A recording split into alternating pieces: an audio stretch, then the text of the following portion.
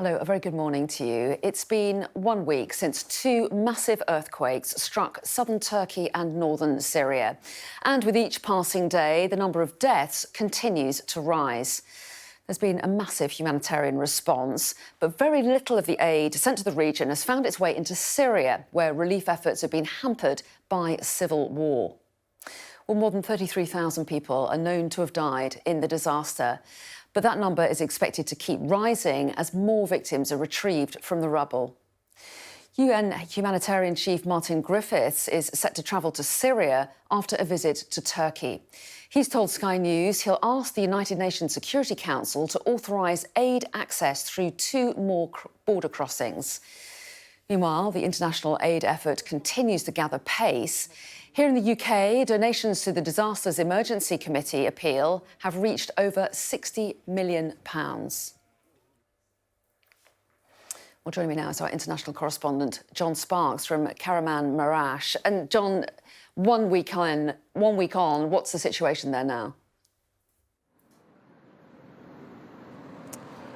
Well, we have seen the construction of these tent cities popping up in this area, in public parks, in plazas, that sort of thing. And we just came from a local hospital as well, and they've turned their reception area into an accommodation centre as well. And you've got people sleeping in the back of cars. You've got, people out in the out sleeping through the night on the street as well. So I think that suggests very strongly that the National Disaster Relief Agency is struggling to cope with all this. And you have to remember that a lot of the structures, a lot of the apartment blocks that have been left standing are uninhabitable. They have cracks running up and down the sides. People can't go in and live in the buildings that are, many of the buildings that are still standing. So there's a huge problem. It is going to take a whole lot of money and years to fix all this. And we have seen people expressing their anger on the streets. A lot of people asking questions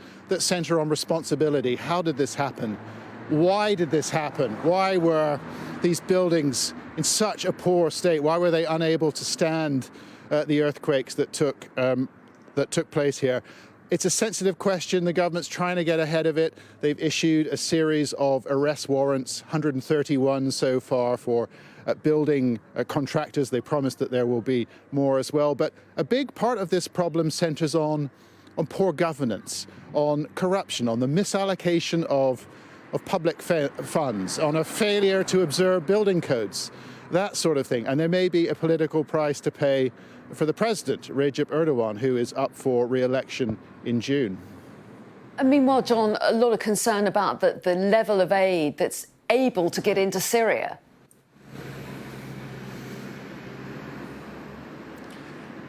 That's right.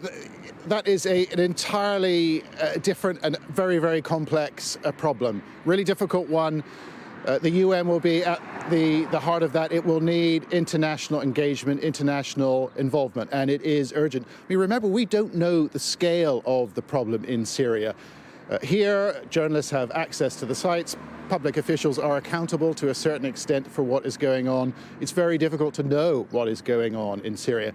And the death toll will almost certainly double. The UN has suggested that. Scale of the problem is very difficult, very hard to get in, particularly to northwest Syria, to deal with this. A particularly difficult problem there. John, thanks very much indeed. Well, in the rubble of the city of Kahramanmaraş, miracles are few and far between, with chances of finding more survivors growing more unlikely. Our correspondent Yusuf Elbagir reports now. And just a warning that some viewers may find her report distressing. The search for lives has now become a search to honour the dead. The United Nations says the current death toll could be double. And under this rubble are the bodies yet to be counted. Mohammed and his cousins have been guarding this site since the earthquake hit. They've retrieved dozens of family members. 14 of them have died, including 2 young sisters. They're now looking for the third. Now, it is very, very unlikely that she's still alive, that they want to take the body so that she can get a proper burial back in Syria. Corpses are being pulled out all around us. If this one isn't identified, it will be buried in a mass grave just outside of town. Lost in the chaos of this disaster, families stand watch to ensure their loved ones don't meet the same fate. They're still pulling out people a full week on, and the air is just full of the smell of decomposing bodies. Mohammed says they've had to endure the smell while searching. This is the smell of countless bodies swelling under the sun on the 7th day, he says. And this is why we honor the dead with a burial. After days of digging, the buildings no longer have any form or structure, making the search for victims even harder. It's an exhausting effort, and one with no end in sight. The site is flattened, and the chances of recovering the body of the third sister are slim. Mohammed turns his attention to a neighboring building, where his 3-year-old cousin is still missing. As Syrians, our return is to our land, to our country, to be buried with our family, he says. And so he keeps on looking, with the same dedication, no matter if they're dead or if they're alive. Yusra al-Baghir, Sky News, Kahraman Marash. So let's take you through the events of the past week now. And the first earthquake was 7.8 magnitude, and it struck at 4:17 a.m. local time last Monday, when most people were asleep. 9 hours later, it was followed by another one of 7.5 magnitude. By Tuesday, the first international search and rescue team started arriving in Turkey, including 77 from the UK, with 4 search dogs. International teams are still trying to gain entry into Syria. On Wednesday, the Turkish president visited the site of the quake and announced a 3-month state of emergency in the 10 provinces affected. On Thursday, the Disasters Emergency Committee launched an appeal to support aid and rescue efforts. More than £60 million has been raised in just the past few days. On Friday, the UN said more than 5 million people in Syria will need shelter as a result of the earthquakes.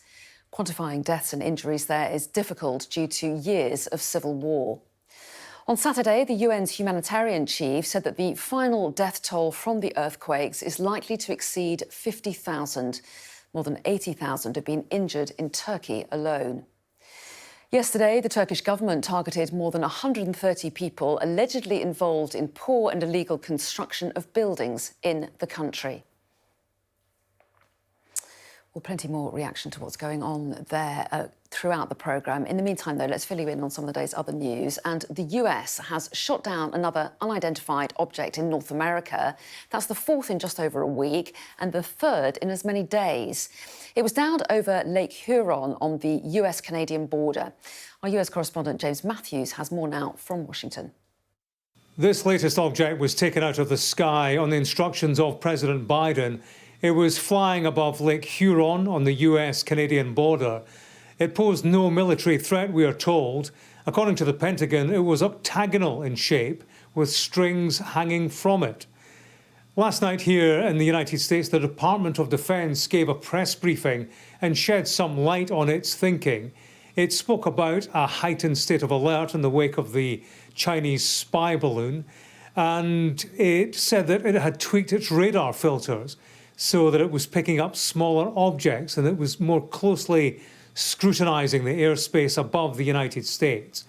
I suppose it will come down to debris collection and analysis in terms of establishing exactly what is being dealt with. But in the meantime, the Department of Defense says it's ruling nothing out. Indeed, a US Air Force general was asked, could we be dealing with extraterrestrials? His answer was, I am ruling nothing out. The truth is out there.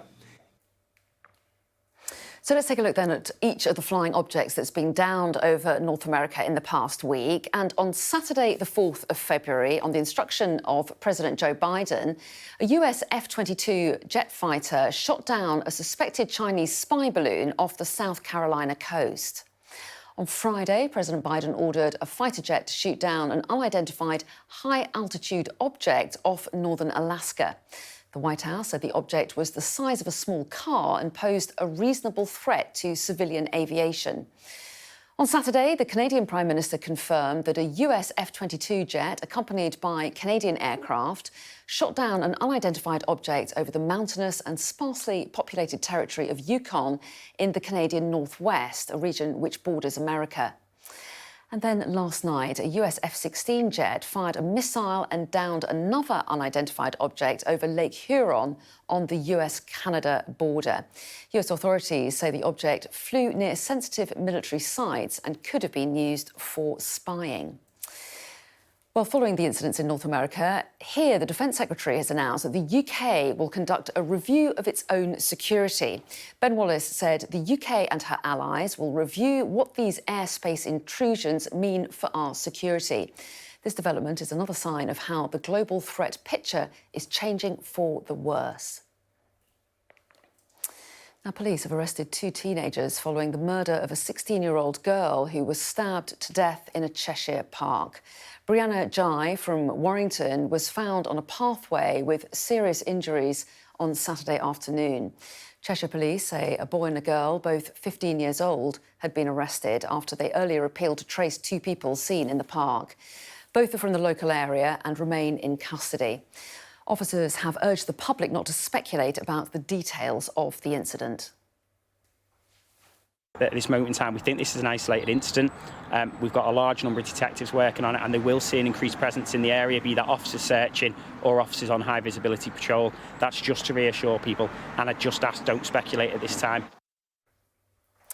Now, more than 84,000 babies across England missed out on health visitor checks within the first 2 weeks of life last year. That's according to new government data. And the figures have been highlighted by the National Society for the Prevention of Cruelty to Children, which says that the checks are vital for flagging safeguarding concerns as well as supporting parents as well.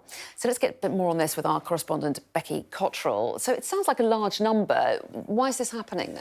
Well, certainly a shortage in health visitors could be behind this, potentially 5,000 or more fewer health visitors in England. We know the NHS is facing a staffing crisis, and it seems this story could be another example of that. And these visits are vital at the most extreme end for spotting vulnerable children who need safeguarding, but also just for providing information to new mums about breastfeeding or bonding with their babies. The figures for last year are striking. So last year, 17% of babies were not seen within the first 2 weeks of their life. That is compared to just 12% the year before. So more babies not being seen when they should.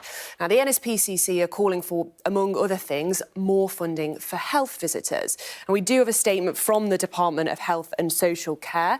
They say we are committed to giving babies and children the best start in life and have increased local public health grants which fund the commissioning of services, including health visiting, to over £3.4 billion for all local authorities. We are also investing around £300 million to fund a new 3-year Family Hubs and Start for Life programme, improving health and education in 75 local authorities with high levels of deprivation. But clearly the evidence is that too many babies and new mums are being failed when it comes to these vital health visits. OK, interesting stuff, Becky. Thanks very much indeed. Do stay with us. We've got lots more to come here on the show. In just a moment, I'll be joined by the Transport Minister, Richard Holden, as Labour is accusing the government of a culture of lavish spending on taxpayer-funded debit cards. Donations to the Disasters Emergency Committee earthquake appeal surpass £60 million. I'll be speaking with the Chief Executive, Saleh Saeed, shortly. And then coming up a little later on in the hour, I'll also be joined by the Chief Executive of NHS Providers as nurses prepare to escalate strike action by involving colleagues from A&E, intensive care and cancer wards. But right now, let's take a look at some of the day's other headlines. And tens of thousands of patients across England are set to benefit from quicker access to life-saving tests, with 19 additional community diagnostic centres opening this year. More than 90 of the already operational one-stop shops have carried out an additional 3 million tests, checks and scans since July as the NHS works to reduce backlogs. The number of pubs calling last orders has risen by more than 200 in a year. Analysis by the consultancy group UHY Hacker Young shows that the cost of living crisis has hindered how much people are willing to spend on a drink, while rail strikes have stopped punters from travelling to city venues. A fire has broken out on the hillside of Arthur's Seat. A spokesperson for Scottish Fire and Rescue Service has told Sky News that they were called out in the late hours of yesterday evening, and we're told that one appliance is still present at the scene. Dozens of flights to and from New Zealand have been cancelled as the country braces for its second severe storm in a matter of weeks. Cyclone Gabrielle has already hit the northern part of New Zealand with winds of more than 80 miles an hour and 10 inches of rain expected in Auckland. Thousands of homes have already lost power, with some roads closed in the north of the country. David Jude Jolicoeur, one of the founding members of the US hip-hop trio De La Soul, has died at the age of 54. No cause of death has been given for the rapper, who was known more widely as Trugoy the Dove. In recent years, the American rap artist had said he was battling congestive heart failure.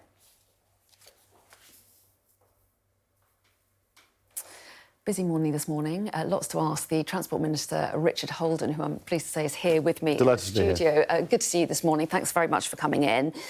Let's talk about the earthquake and the aid response, first of all, if we can, because today marks, of course, 1 week on from this devastating couple of earthquakes to strike Turkey and Syria. It took 4 days for aid from the UN to get into Syria. Do you agree with the UN aid chief when he said that the international community has failed Syria? Look, I think there's always more we want to do in these situations. In the UK, we've sent out just under 80 personnel to help out specialist search and rescue personnel, and the government's matching £5 million of donations from the public. But there's always more we want to do. I think the truth is, though, the very difficult situation with countries like Syria, where you've got people who are hostile to the UK there on the ground, and we're doing what we can to help people. Hundreds of aftershocks as well following those two major first waves of earthquakes. And I think all of our hearts go out to the people there who's, especially those who are, still searching for families buried under collapsed buildings across eastern Turkey. And of course we have sanctions against Syria at the moment. The US says it's looking to ease some of those sanctions if it helps get aid in and to the people that need it. Will the UK do that? I think we'll be looking at everything we can. When it comes to humanitarian circumstances, we always want to do what we can to help on the ground. I think that's a sensible thing to do. We don't want to have anything which could go in and prolong more suffering for people as well, though. And we have been out there on the ground doing what we can to help out with specialist teams, because we have some of these specialist teams you'll have seen all the way back from 2001 when we sent specialist teams to help out in America as well, when tragically so many of their first responders died. And that's a really good resource that we have, and we're fortunate not to have those issues here in the UK. But no decision on sanctions? No, I think the government will be looking at all of these things in the round, but I'm sure we'll be working lockstep with our important NATO partners like the US on matters like that. I want to turn to the issue of spy balloons, because the Defence Secretary, Ben Wallace, is saying today that Britain's going to conduct a security review after the incursion of these apparent spy balloons over parts of North America. How concerned is the government? I think the government is concerned about what's going on. We're concerned about influence more broadly of some states. I mean, one of the things that I think people don't think about when they think of China is some of these real issues which are there. We've taken hundreds of thousands of people, 140,000 people from Hong Kong into the UK last year alone because of the persecution they're facing. We look at the Uyghur population who are being, treated absolutely appallingly in parts of China as well, with slave labour conditions too. China is a hostile state, and we need to be aware of that and the way it acts and behaves. I think there was an era when China could have gone a different way and perhaps opened up, but it's quite clear at the moment it's not going in that direction. And we've got to be really robust in our dealings with China. Is it possible that Chinese spy balloons have already been used over the UK? I mean, it's possible. It's also possible that, and I would think likely that there will be people from the Chinese government trying to act as a hostile state. We saw it with Russia here in the UK with the Salisbury poisonings and other actions that they've taken. I think we've got to be realistic about the threat that these countries pose to the UK. They're not interested in our democratic values. They're not interested in standing up for human rights around the world. We are. And we've got to keep promoting those values at the same time as, whenever we can, offer sanctuary to people from some of these countries, especially we've got a relation to with reference to Hong Kong. In that context, should we be increasing defence spending? The Defence Secretary is pushing for an increase in the defence budget. Do you back him on that? We've already increased the defence budget very substantially. I saw Ben speaking about this last year, where we're seeing an extra, I think it's around £24 billion over the next 10 years going into defence. We're the largest contributor to NATO in Europe. That's all good.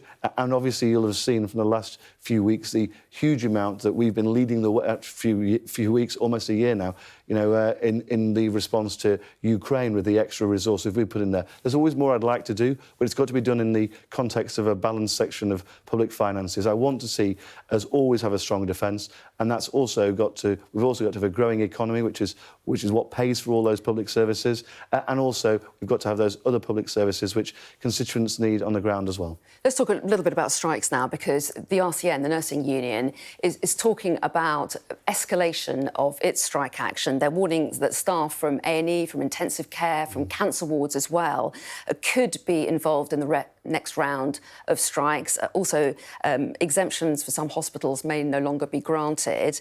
What's your message to patients who are waiting for life-saving treatment? And can you say honestly that the government is doing everything it possibly can to stop these strikes? Well, from the transport side, we've just had that sad news from yesterday. I'll come on to transport as well, in a moment, that the RMT aren't going to ballot their members on a new offer. What I want to see is a settlement there. I think we've been pretty open with a lot of the unions about that. We've got union members as well as the representatives of employers on these pay review panels.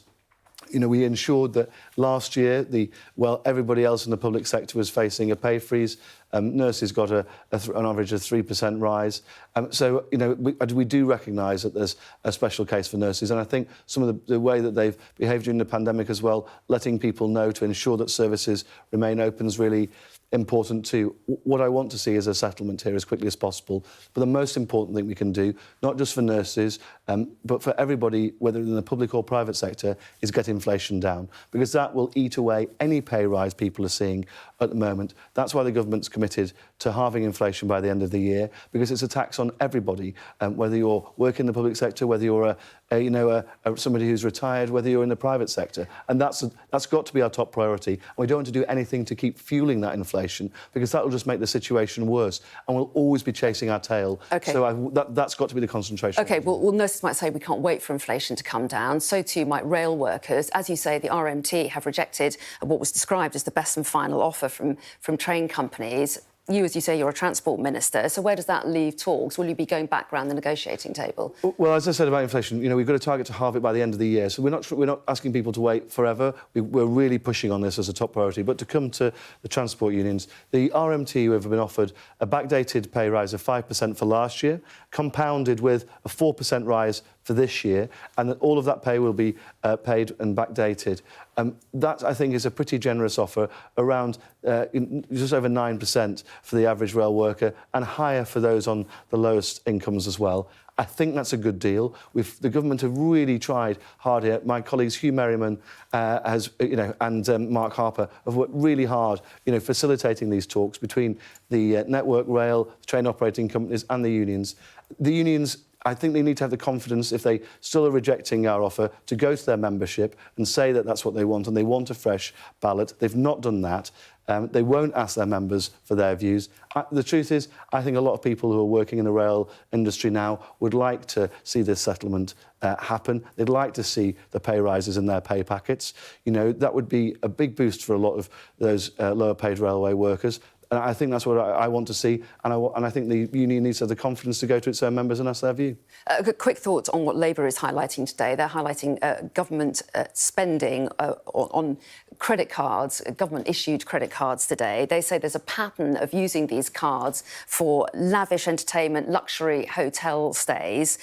Is there a culture of lavish spending in government departments at the moment when people are worried about paying their bills? Certainly not. I mean, when I was on my last visit, I was up in Lancashire last week to Bury. I stayed in the very well-appointed Premier Inn and drove myself up there with some of the team as well in order to save on costs and get there in good time. What we've seen is over the last 12 years, we've seen a reduction in 2009, almost £1,000 million was spent on these cards. We're seeing that down to around £150 million last year. That's an 85% reduction. Plus the fact... Labour says there's a 70% increase since 2010. Well, I mean, you'll have to ask Angela Rayner when she's on with you, but 2009, £995 million spent on these cards. Last year, by their own figures, around 150 million. There's a big difference there.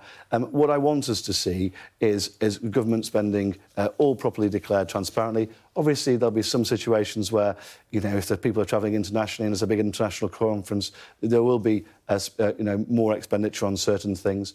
But what we saw in 2012 was all of these figures are fully available on the government website. I checked it out myself. There's a monthly transparency reporting of this, and transparency is the best thing. Sunlight is a great disinfectant for this sort of stuff, and so I think that's why it's so important that we're as transparent as possible with what the government spends.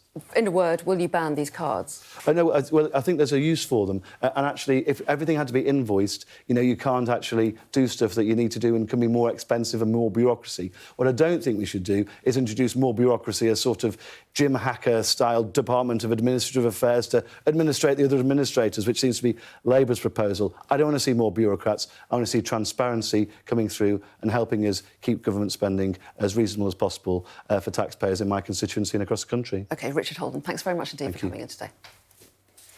So let's take a look now at what's making the front pages of some of the morning's newspapers now. And the Daily Telegraph understands that the Ministry of Defence is to conduct a review into the security of the UK's own airspace following the recent incidents elsewhere. According to the Financial Times, Taiwanese officials have said that they're very accustomed to having Chinese spy balloons enter their airspace, as they have in the US and Canada in recent days. The Guardian carries criticism from Labour over how the government spends its own in-house expenses, allegedly using taxpayers' money on luxury trips and meals. The Times says that supporters of the former Prime Minister Liz Truss are set to urge the Chancellor to boost growth through tax cuts. And the Mirror says that NHS workers suffering from long COVID face losing their jobs as ministers cut off their support. And just to let you know that if you scan the QR code that you can see on your screen right now, you can listen to today's Sky News Daily podcast with Neil Patterson.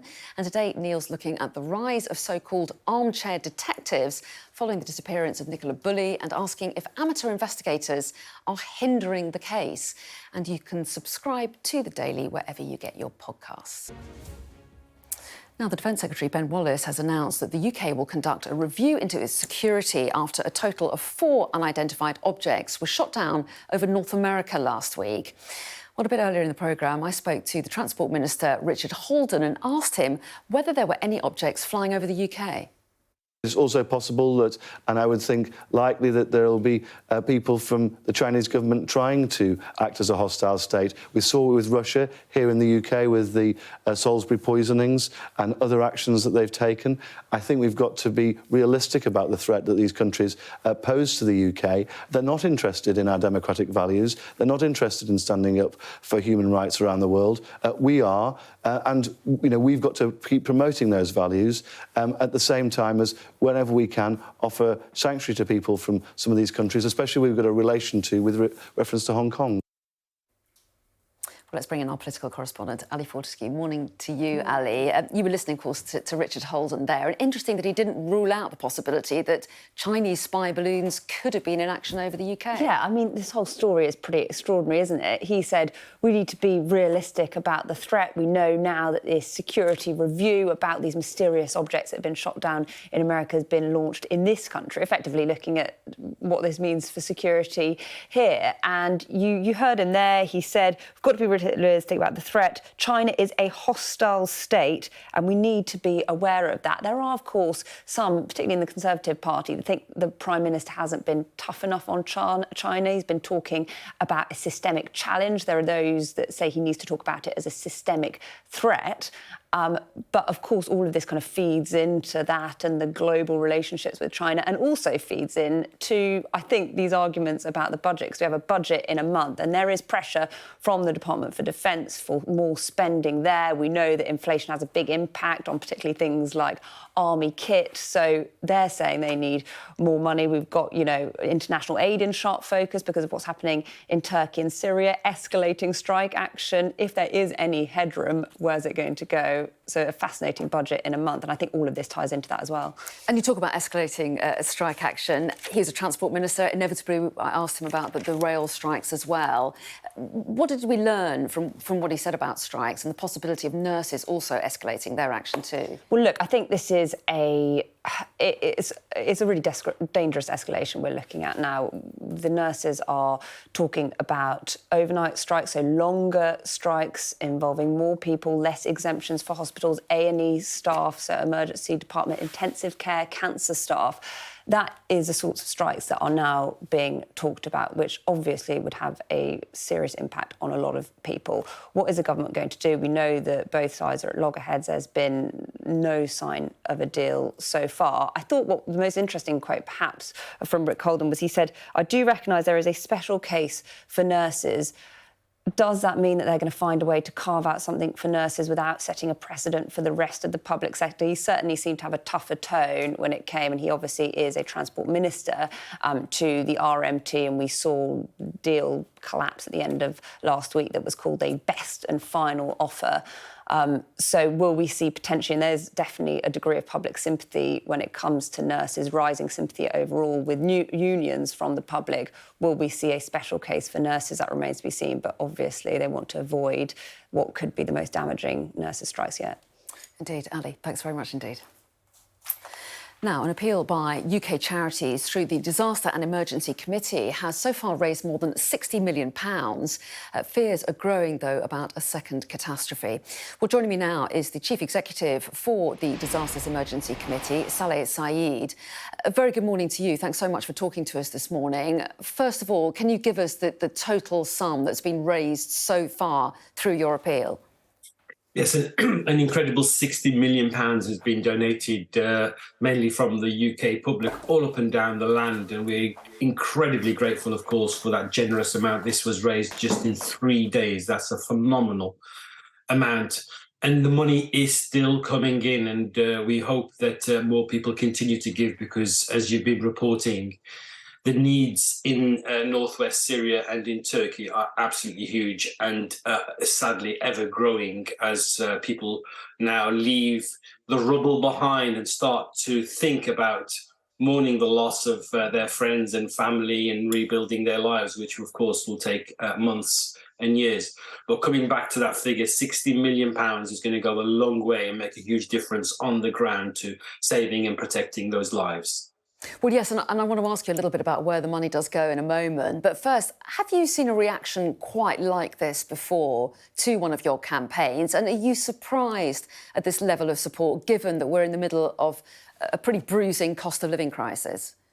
So the Disasters Emergency Committee, the DEC, has been in operation now for over 60 years. And just in the last year or so, we've run 3 or 4 appeals, including the Ukraine appeal, which is still ongoing.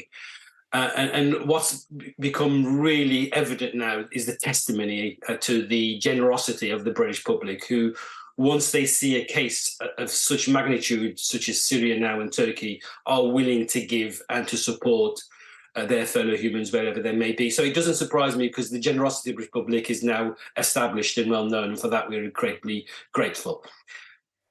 So how will the money be spent? What sort of aid relief can So come out of this money? Where will it go? Sure. So immediately, member charities, the likes of the Red Cross, Islamic Relief, Save the Children, and others, are already on the ground working with local partners and with staff, and of course with local communities. The priorities have been, of course, in the last week, search and rescue, and there's still hope that people will be pulled out the rubble, but also making sure that people have the essentials, food, clean water, because the spread of waterborne diseases is a real concern, shelter, including warm blankets. These are all absolutely necessary. And of course, sadly, there are still people that have not been reached in rural areas, hence why we need to raise as much money as possible in order to reach even more people. Just to give you an example, Islamic Relief, one of the DEC charities, is delivering in northwest Syria medical supplies to hospitals, blankets and mattresses to survivors, and also the British Red Cross is supporting with warm food in that area. So this is the kind of support that we're currently providing through our member charities and through local partners. But that work needs to scale up because the needs are immense. Well, yes, and how concerned are you that enough aid will reach people, particularly in Syria, where it's so hard to get access? Well, of course, we are very concerned, and we're all hoping that more aid routes are opened up from Turkey into northwest Syria. And I know the United Nations are considering a vote on that soon, and that must happen very soon. Aid in northwest Syria was always a challenge because the conflict in Syria has now been going for 10 years. So even before the quake, around 90% of the people in that part of Syria were dependent on humanitarian aid. And now, with this double tragedy of an earthquake, it's made their lives on a knife edge. And it's now critical, of course, that we scale up that aid, and nothing should stop the aid access into the northwest Syria. And this is what we're appealing for UN and governments to ensure, that those aid corridors are opened up. And the government has committed aid to the region. They've also put £5 million of money from the government's UK aid match into your appeal. How important is the government's contribution? Well, it's very important, of course, for all governments, and we're very grateful to the UK government for their contribution to the appeal. As you've rightly said there, it's up to £5 million, which has already been matched. But also the UK government has sent a military plane with a field hospital and other assistance. But this has to be a global response. The scale of the emergency is huge, and it's not something that the Turkish government or the Syrian government or those in control in northwest Syria can manage alone. It has to be a global response with the United Nations and everyone with their own ability trying to contribute. So for those listeners and viewers, we would still urge people, please go onto our website, dec.org.uk, and contribute whatever you can. Your donations will make a huge difference to people's lives in Turkey and northwest Syria. Well, Saleh Saeed, Chief Executive of the Disasters Emergency Committee, thanks so much for your time this morning. We do appreciate it. Now, nurses from A&E, intensive care and cancer wards could soon be joining colleagues on the picket line as the Royal College of Nursing prepares to escalate its dispute with the government. So let's get a reaction to that. I'm joined now by Sir Julian Hartley, who's Chief Executive of NHS Providers. Very good morning to you. So the nursing union threatening to escalate its strike action. What's your response to that? Well, we're extremely concerned. The impact of this would be the most significant yet in terms of impact on patients. Already, we've seen around 137,000 appointments and patients' interactions postponed as a consequence of the strikes. Given staff walking out in terms of intensive care, emergency departments, cancer care, this could be the biggest impact yet. And this is at a time, of course, when the NHS is driving hard to really drive down waiting times following the pandemic. We've got an urgent and emergency care plan as well, and a workforce plan. So at the moment, there's a real premium on making sure we deliver as much activity in hospitals as possible. And this action obviously would would deal a blow to our progress. When you say it could have the greatest impact yet, how great would the risk to patient safety be, do you think? Well, obviously, the main focus of trust leaders is all about protecting patient safety, and we've worked extremely hard to do that in collaboration with the RCN and other staff side union colleagues. We would be, though, in terms of this proposal, certainly in terms of risk to patients would be elevated, and we'd need to think really hard about how we manage and mitigate those risks, given they are in those key areas. So the whole process that we've been working through previously in terms of local negotiations around derogations, around staff that work and so on, I think we need to know more from the RCN about exactly how they propose that will work, because our priority is to make sure we protect patient safety at all times. Meanwhile, strikes in Wales are on hold after offers of a 7% pay increase. Nurses in Scotland, who are members of the RCN and the GMB unions, aren't holding strikes while negotiations take place there. What would you like to see happen in England? Well, I think it's clear that we would want to see negotiations between the government and the RCN on this as soon as possible, because, you know, every day we have more strike action is a day lost in terms of patient interactions and indeed reducing those waiting times. We really need the government to sit down with nurses to make sure that we can bring these walkouts to a speedy conclusion. As I say, we are at a key point in terms of NHS recovery. We don't want to see this continue. We do want to see a resolution. It's in the interests of patients to see this brought to a swift conclusion. And I would urge the government to open negotiations as soon as possible. Well, yes, the Department of Health has indicated that there's no change to its position for nurses in England, including on pay for the current year, which is one of the main contentions in this dispute. What do you make of that position? Well, obviously, I think it's important that all parties sit down and negotiate. I think that we've seen, as you've said, what's happened in other parts of the UK. We need to work on the art of the possible. We need to be pragmatic. We need to see the government take the first step to engage productively, you know, to look at what is doable in the context of this dispute, because the longer this goes on, the harder it gets to deliver against the priorities we've set for the NHS.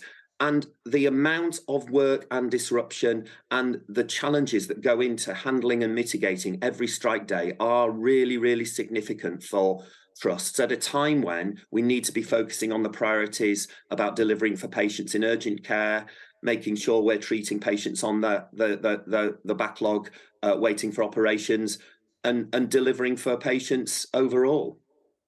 Meanwhile, junior doctors are balloting for strike action. How concerned are you about that? What impact do you think that could have if they do walk out? Well, of course, that, again, is a major worry for trusts. A combination of junior doctors, nurses, ambulances, you know, this really is getting into serious territory, uncharted territory, actually, in terms of the level of industrial action. And we really, really don't want to see that happen, which I think makes it all the more important that we find a resolution to the current impasse.